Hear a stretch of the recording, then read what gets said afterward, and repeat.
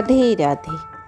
যদি কোনো সম্পর্ক তোমাকে কষ্ট দেয়, একবার না বারবার তোমাকে কষ্ট দেয়, তবে সেই সম্পর্ককে শেষ করে দেওয়া ভালো, নাকি সব ঠিক করে আবার এগিয়ে চলাই ভালো?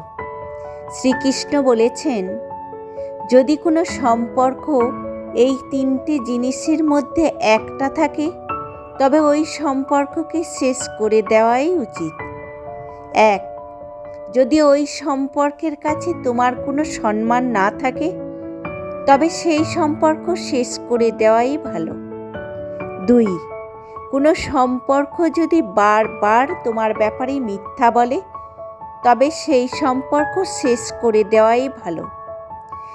তিন, যে সম্পর্ক তোমার মনে শান্তি কেড়ে নেয়, সব সময় তোমাকে অতিষ্ঠ করে তোলে, সেই সম্পর্ক শেষ করে দেওয়াই ভালো।